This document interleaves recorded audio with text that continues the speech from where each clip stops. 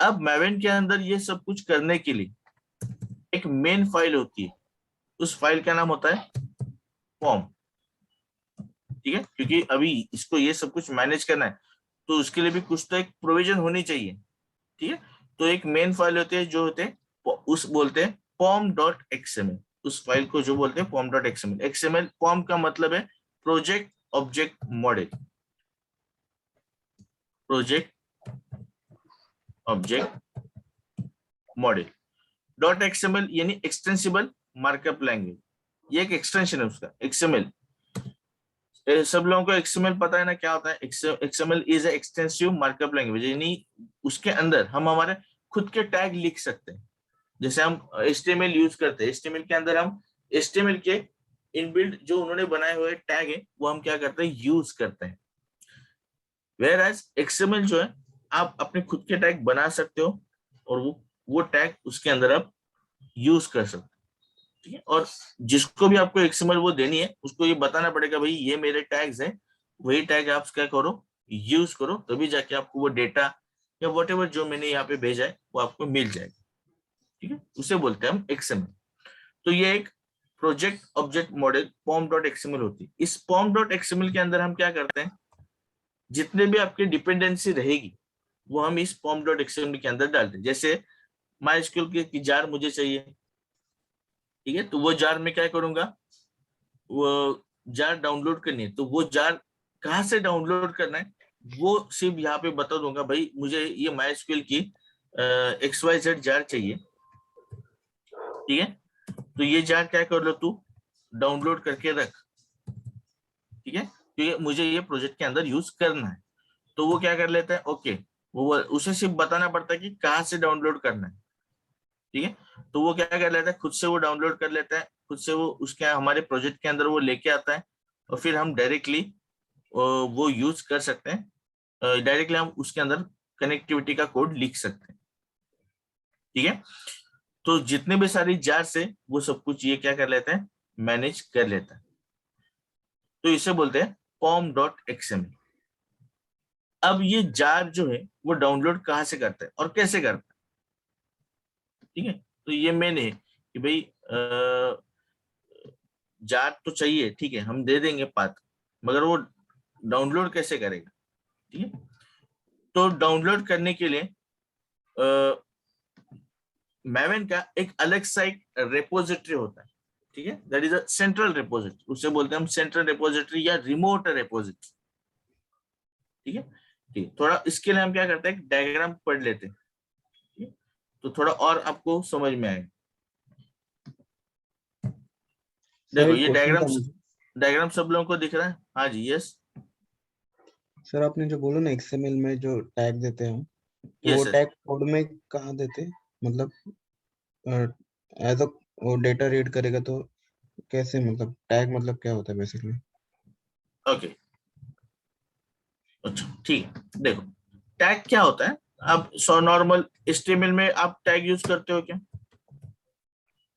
Yes sir. Okay, थोड़ा एक दो टैग बोल दीजिए HTML का। हेड बॉडी, उसके अंदर टेबल के लिए टीडी करेक्ट, या H H HD. Very good, correct. ये एक हेड का टैग हो गया, ये बॉडी का टैग हो गया। ठीक है, उस यानी ये एक टैग फॉर्मेट में लिख रहे हैं, इन्हें इसे बोलते हैं मार्कअप लैंग्वेज। ठीक है, तो टैग हमेशा ग्रेटर देन और यानी लेस देन ग्रेटर देन के अंदर हम क्या करते हैं, उस टैग का नाम लिखते हैं। सेम XML भी क्या होता है, XML का भी एक अलग से खुद का टैग होता है, वो भी ऐसे ही कॉल होता है। फॉर एग्जाम्पल मैं यहाँ पे लिख देता हूँ बीन, ये क्या हो गया, एक टैग हो गया। ठीक है, ये प्री डिफाइंड होता है या वो सब उसने ऑलरेडी इस टैग का एक्सेस दी, यानी उसका डेफिनेशन उसने कुछ ने लिखा होता है। सिर्फ वो बोलता है कि भाई ये बीन्स जो नाम है वो यूज करो। जैसे हम HTML के अंदर हेड यूज करते हैं, हेड ही नाम यूज कर सकते हैं, दूसरा कोई नाम यूज नहीं कर सकते। सेम XML के अंदर ये बीन्स नाम है, वो आप क्या करो, यूज करो। ठीक है, और फिर इसके अंदर आपको जो लिखना है वो लिखो। तो ऐसे अलग अलग टैग इसके अंदर आप यूज कर सकते हो। और फिर अब इस बीन्स के अंदर फॉर एग्जाम्पल मैंने लिखा my spinning application. My spring application.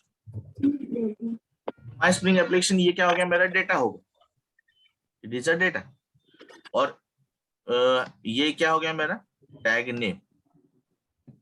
ठीक है, सिर्फ HTML और XML में फर्क ये है कि XML में क्या होता है, हमारे खुद के टैग हम बना सकते हैं। इस HTML के अंदर आपका ये बिन या आपका माई टैग लिख सकते हैं, इस HTML टैग के अंदर नहीं लिख सकते, जो उन्होंने दिया वही हमें यूज करना है। XML में क्या है, आपका खुद का टैग भी आप बना सकते हो, मगर उसके लिए आपको डेफिनेशन लिखनी पड़ती है अलग से आपके टैग के लिए। ठीक, तो ऑलरेडी उसने वो सब कुछ करके रखा है मैवेन ने।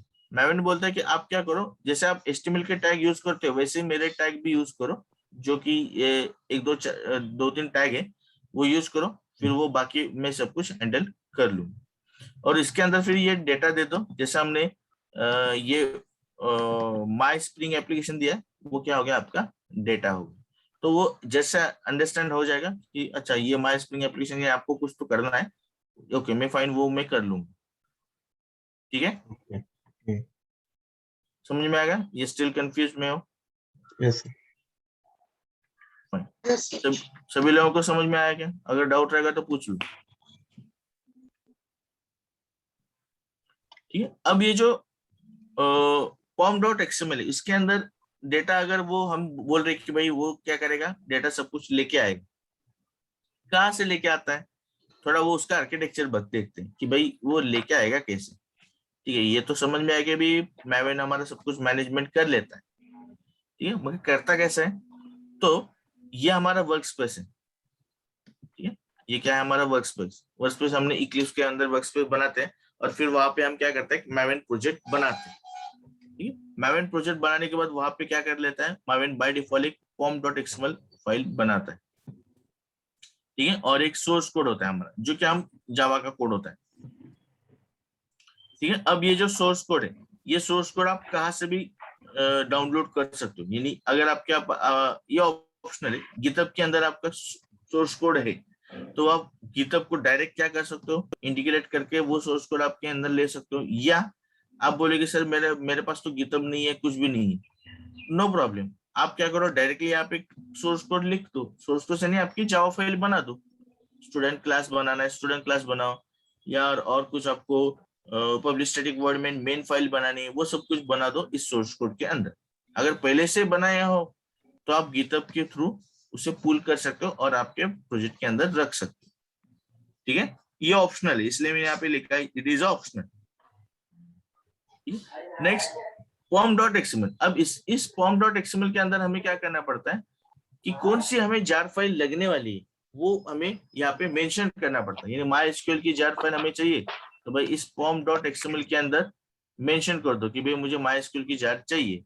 ठीक है, उसके बाद में मुझे और स्प्रिंग का फ्रेमवर्क यूज करना है, तो स्प्रिंग की भी एक जार फाइल होती है, तो वो जार फाइल क्या करो, दे दो। तो इस pom.xml के अंदर हमें वो मेंशन करना पड़ता है। अब जैसे आप इसके अंदर मेंशन कर ले तो कि भाई SQL ABC और स्प्रिंग की मुझे जार फाइल दे दो, तो वो क्या करेगा, वो पहले चेक करेगा अपने लोकल रिपोजिटरी के अंदर। ठीक है, लोकल रिपोजिटरी यानी आपका मशीन, आपका जो लोकल मशीन होता है, पहले वो वहां पे चेक करेगा कि वहां पे ऑलरेडी हमने पहले डाउनलोड की है क्या, यानी किसने, मैवेन ने, हमने यानी मैवेन ने। मैवेन देखता है कि पहले मैंने कुछ डाउनलोड किया है क्या, that is a local machine. ठीक है, अगर वहां पे मिलता है जार फाइल, तो वो क्या करता है, वहां से पुल करता है डायरेक्टली आपके प्रोजेक्ट के अंदर, वो लेके आता है। ठीक है, अब आप क्या कर रहे हो, आप फ्रेशली बना रहे हो, आपके पास ऑलरेडी डाउनलोडेड नहीं है। ठीक है, तो फिर वो क्या करता है, वो ढूंढता है उसके रिमोट और सेंट्रल रिपोजिटरी में। ठीक है, दो वर्ड यूज किए हमने, रिमोट स्लैश सेंट्रल। ठीक है, और रिमोट क्या होता है, सेंट्रल क्या होता है बताता हूँ। तो वो क्या करता है, अपने रिमोट और सेंट्रल रिपोजिटरी से क्या करता है, फिर वो पूरा डिपेंडेंसी जो जार फाइल्स होती है वो क्या कर लेता है, डाउनलोड करता है। और वो डाउनलोड कहाँ पे करके लिखता है, आपके लोकल मशीन के अंदर। पहले वो क्या कर लेता है, डाउनलोड करके आपके लोकल मशीन पे रखता है, यानी ये पाथ मैंने यहाँ पे मेंशन किया है, वो कहाँ पे रहेगा,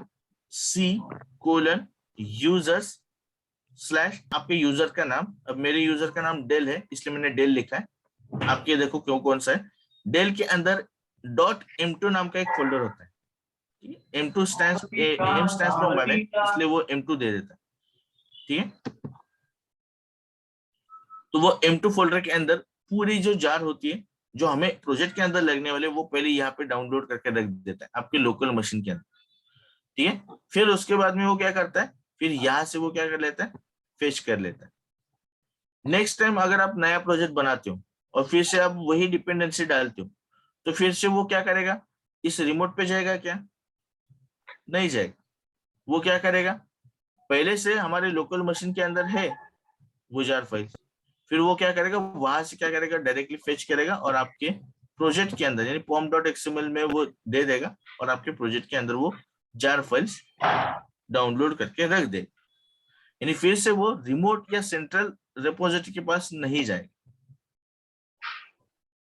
ठीक है, मगर अगर फर्स्ट टाइम कर रहे हो और आपके पास लोकल मशीन के अंदर वो जार फाइल्स नहीं है, तो पहले वो रिमोट और सेंट्रल मावेन रिपोजिटरी में जाएगा। Repository is nothing but your server, your यानी उस मावेन का सर्वर। ठीक है, वो रिपोजिटरी को मीनिंग है उसका सर्वर, तो उनके सेंट्रल सर्वर होता है, वहां से वो क्या करता है, वो पूरा जार डाउनलोड करता है और आपके मशीन पे वो रख देता है। फिर वो आपके लोकल मशीन से वो उठा के अपने प्रोजेक्ट के अंदर वो ला लेते हैं। ठीक है, समझ में आ गया? Hello sir. Yes, sir. हाँ एक जी। क्वेश्चन था। हेलो सर, जार और डिपेंडेंसी अलग अलग होती है, मतलब वो जारी देता है या डिपेंडेंसी देता है? अब आपका प्रोजेक्ट अगर उस MySQL जार के ऊपर डिपेंडेंट है, तो वो पूरा जो डिपेंडेंसी होता है ना, वो पूरा डिपेंडेंसी लाके देता है। ठीक है, यानी वो जार फाइल लाके देता है, मगर वो जार फाइल लाने के लिए हमें उसको बताना पड़ेगा ना, इस pom.xml के अंदर डिपेंडेंसी कौन सी है, भाई मेरा प्रोजेक्ट किस किस के ऊपर डिपेंडेंट है, तो वो उस pom.xml के अंदर हमें मेंशन करना पड़ता है, दैट इज कि भाई मेरा प्रोजेक्ट इस जार के ऊपर डिपेंडेंट है। ठीक है, तो वो डिपेंडेंसी वहां पे एक टैग होता है, वो टैग इस pom.xml के अंदर हमें लिखना पड़ता है। जो आप बोल रहे हो कि डिपेंडेंसी नाम का एक टैग होता है, यू आर करेक्ट। तो वो डिपेंडेंसी टैग के अंदर मुझे मेंशन करना पड़ता है कि भाई MySQL की जार चाहिए तो वहां पे मेंशन करो, या स्प्रिंग कोर की जार चाहिए मेंशन करो, रेस्ट कि मुझे वेब एप्लीकेशन बनाना, तो वेब एप्लीकेशन के लिए कौन कौन सी जार लगती है भाई वहां पे मेंशन करो। वो क्या करेगा, खुद से सब कुछ मैनेज कर लेगा। अब इसमें और एक एडवांटेज क्या हो जाता है, अब आप स्प्रिंग की जार मेंशन कर लेते हो, यानी मेरा प्रोजेक्ट स्प्रिंग की जार के ऊपर डिपेंडेंट है, डिपेंडेंसी है। ठीक है, तो उसके लिए एक जार नहीं होती, स्प्रिंग की एक जार हम यूज नहीं करते, कि उस जार के ऊपर भी अलग से और दूसरी जार डिपेंडेंट होती है। ठीक है, तो वो भी क्या कर लेता है, वो डाउनलोड कर लेता है, यानी हमें कुछ करने की जरूरत नहीं। हम क्या करते हैं, सिंपल एक ही नाम देते हैं कि भाई स्प्रिंग कोर की मुझे जार लाके दो। ठीक है, हम सिर्फ इतना ही बताते हैं मावेन को, तो मावेन क्या कर लेता है, मावेन चेक कर लेता है। ठीक है, कि भाई वो पहले चेक कर लेता है कि हमारे लोकल मशीन के अंदर है क्या, अगर नहीं है तो वो क्या करेगा, रिमोट या सेंट्रल रिपोजिटरी पे जाएगा और फिर वो उससे क्या करेगा, बताएगा भाई इसको स्प्रिंग कोर की चाहिए, तो बोलेगा अच्छा स्प्रिंग कोर की चाहिए क्या, हाँ ये ले लो भाई। तो स्प्रिंग कोर की एक जार नहीं होती, ठीक? वो बोलेगा इसकी एक जार नहीं है भाई, 2-3 जार है, तो ये सब जार तू ले लो, स्प्रिंग 1, ठीक है, स्प्रिंग 2, उसके बाद में स्प्रिंग 3। ये मैं जस्ट ऐसे नाम नेमिंग कन्वेंशन दे रहा हूँ जस्ट समझने के लिए, नहीं तो आप बोलेगा ऐसे नाम होते हैं।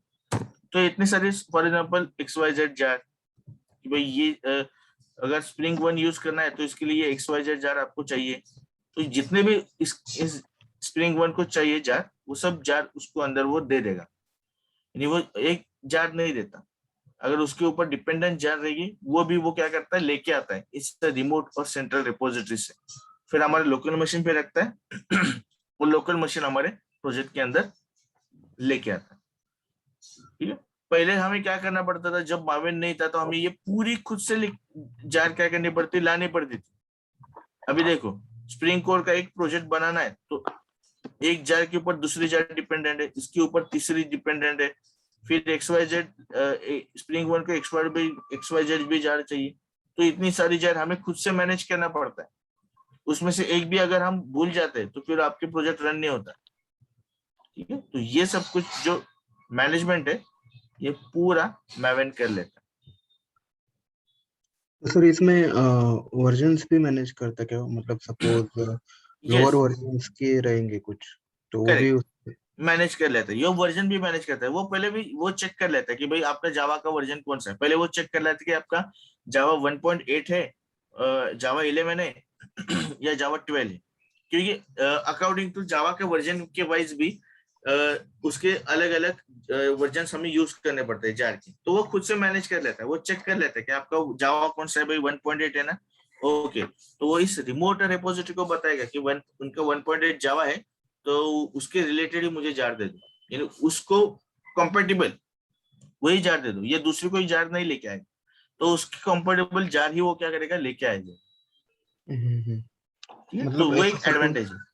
अभी सपोज एसक्यूएल मैंने एसक्यूएल की जार मुझे चाहिए, तो हम्म। बट एसक्यूएल के लिए हाइबरनेट या फिर जेडीबीसी दोनों यूज हो गए, तो वो हाइबरनेट और जेडीबीसी की भी देगा या फिर एसक्यूएल डिपेंडेंसी के लिए उसकी देगा? पहले तो एसक्यूएल वो डाला के देगा, अगर आप हम्म, हाइबरनेट यूज कर रहे हो तो हाइबरनेट का वो हमें इस फॉर्म डॉट एक्सएमएल के अंदर बताना पड़ेगा, भाई इस प्रोजेक्ट के अंदर मैं हाइबरनेट यूज करने वाला हूँ, तो हाइबरनेट रिलेटेड भी जार लेके आ जाओ, तो वो ओके, हाइबरनेट रिलेटेड जार लेके आएगा। अलग अलग देना पड़ेगा हमें मतलब यस, इसके लिए? इस फॉर्म डॉट एक्सएमएल के अंदर सिर्फ मेंशन करना पड़ेगा, वो हम्म, भी हमें खुद से करना पड़ना नहीं पड़ता, सिर्फ मैं आपको दिखाऊंगा कि ऑनलाइन उन्होंने सब कुछ करके रखा है, तो वहां पे सर्च करो कि भाई हाइबरनेट की चाहिए, माइस्क्यूएल की चाहिए, अच्छा, तो उन्होंने टैग भी लिख के रखा है, वो टैग सिर्फ हमें क्या करना है, control C control V, copy paste, इतना ही हम्म, करना है, यानी इतना उसने इजी करके रखा है कि भाई आपको वो टैग भी याद रखने की जरूरत नहीं कि भाई अच्छा कौन से टैग के अंदर कौन सा नाम लिखना है, वो भी करने की जरूरत नहीं, वो सब कुछ मैवेन हैंडल कर लेता है और वो हमें बताता है। ठीक है, क्लियर वैभव जी? यस। ओके, तो ये रिमोट से वो यहाँ पे लेके जाएगा लोकल पे, और लोकल से हम हमारे प्रोजेक्ट के अंदर आ जाएगा। ठीक है, हेलो सर। यहाँ तक क्लियर? हाँ गिरीश जी। अगर कोई जार मिसिंग हो तो ये पॉम डॉट एक्सएमएल ऑटो डिटेक्ट कर लेता है क्या? ऑटो डिटेक्ट नहीं करता, वो डायरेक्टली एरर जनरेट करता है, एक प्रॉब्लम रहता है, प्रॉब्लम या मार्कर, ठीक है, उसके अंदर वो एरर दिखा देता है कि भाई ये जार आपको लग रही है मगर ये नहीं है, तो क्या करो, पहले उस फॉर्म डॉट एक्सएमएल के अंदर मेंशन करो कि आपको कौन सी रिगार्डिंग जार चाहिए, फिर वो क्या करेगा, हमें डाउनलोड करके ले देगा, वो खुद से नहीं लाएगा कुछ, सिर्फ उसको हमें फॉर्म डॉट एक्सएमएल में बताना पड़ेगा हमें, तभी जाके वो क्या करेगा, लेके आएगा। Okay sir. मगर वो अगर आप प्रोजेक्ट के अंदर यूज कर रहे हो, ठीक है, कोई फंक्शनलिटी ऐसी और वो जार नहीं है, तो वो एरर देगा। ठीक है, वो एरर हमें प्रॉब्लम या मार्कर करके एक होता है, वहां पे वो हमें एरर दिख जाती है, तो इस हिसाब से हमें इस फॉर्म डॉट एक्सएमएल के अंदर फिर वो अच्छा ये एरर है क्या, अच्छा ये जार इसके नहीं इसलिए वो एरर दे रहा है, तो इसके अंदर हम वो जार का नाम मेंशन करेंगे और वो जस्ट से वो डाउनलोड करके ले ले। ठीक है,